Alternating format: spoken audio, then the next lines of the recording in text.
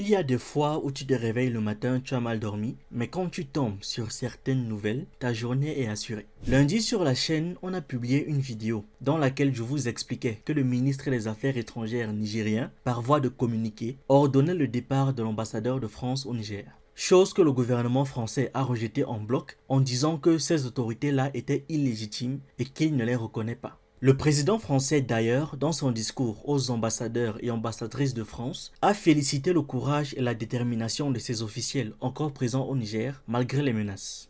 Au Niger en ce moment même, et je salue votre collègue et vos collègues qui nous écoutent depuis leur poste, vous avez rappelé que être diplomate est un engagement, parfois risqué, qui suppose l'esprit de responsabilité que vous avez toujours démontré dans ces situations difficiles, comme les années précédentes nous avions eu à le vivre en Afghanistan ou ailleurs. Notre cher ami insiste même en disant que si la France n'était pas intervenue, si nos militaires n'étaient pas tombés au champ d'honneur en Afrique, si Serval puis Barkhane n'avaient pas été décidés, nous ne parlerions aujourd'hui ni de Mali, ni de Burkina Faso, ni de Niger.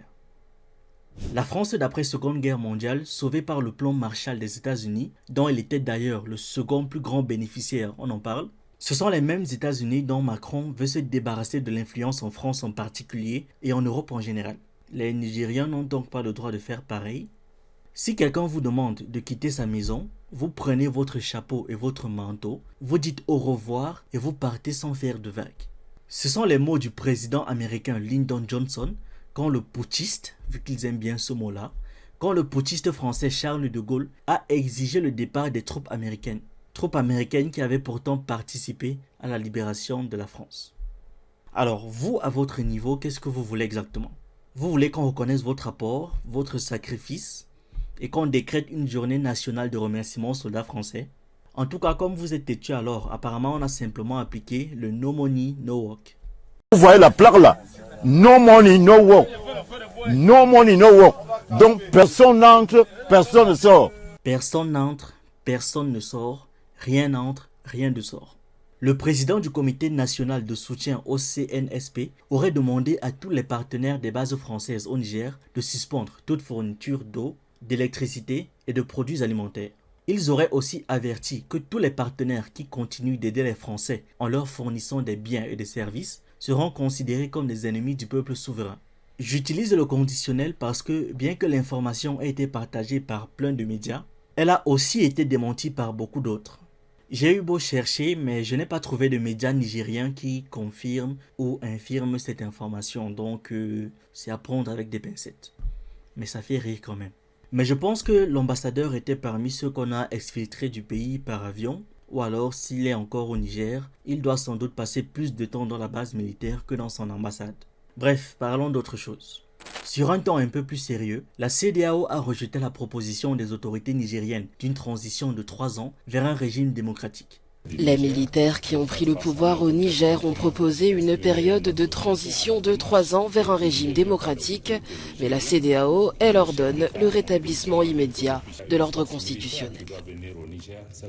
Abdel Fattah Moussa, commissaire à la paix et à la sécurité de la CEDEAO, qualifie cette proposition de 3 ans de transition de provocation et ajoute que le coup d'État au Niger est un coup d'État de trop et que s'il le laisse passer, il risque d'y avoir un effet domino dans la région.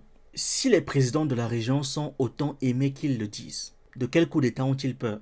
En plus, dans l'hypothèse qu'ils se font renverser, leur peuple est censé militer pour leur retour, non? En fait, ce serait même très facile. Le peuple a juste à dire, on ne peut plus travailler. Et on va voir comment ceux qui auront fait le coup d'État vont faire tourner le pays. Dans cette histoire, je me demande surtout ce qu'ils comptent faire en 3 ans avant de remettre le pouvoir aux civils. Parce que bon, quand je cherche transition de 3 ans au Niger, les résultats de recherche, c'est seulement que la CEDEAO a refusé. Bon, je me dis que c'est peut-être parce qu'ils n'ont pas encore planifié quoi que ce soit de réellement concret, comme me laissent penser ces mots du général Tchiani.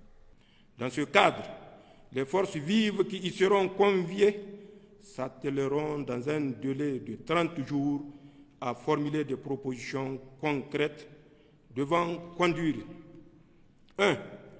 À définir les principes fondamentaux devant régir notre transition. 2. à définir la priorité de la transition dont la durée ne saurait aller au-delà de 3 ans. 3. À définir les priorités nationales durant la transition. 4. À appeler les valeurs fondamentales devant guider la refondation de la République. Un dialogue est donc censé être organisé pour déterminer quelles seront les priorités du Niger durant la transition. S'il y a une priorité qu'il ne faut pas négliger selon moi, c'est de rédiger et structurer une véritable constitution nigérienne. Vous allez m'excuser si je dis une bêtise, je n'ai pas réussi à vérifier l'information, mais nos constitutions sont des copier-coller de celle de 1958 en France. Je ne suis pas sûr de l'année. Comment vous voulez gérer un pays avec le règlement intérieur d'un autre pays? Qui plus est un pays où les gens ont une culture totalement différente.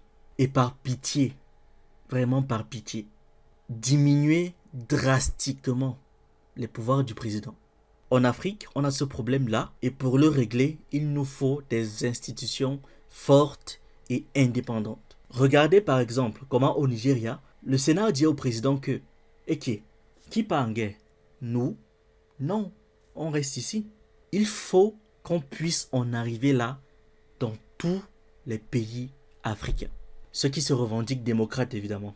Bref, je suis sûr qu'au Niger, vous avez des gens très qualifiés pour gérer ça. Et pour finir, promettre une transition de 3 ans, pas plus, c'est bien. Mais j'espère que votre objectif premier, à savoir éradiquer le terrorisme, sera atteint.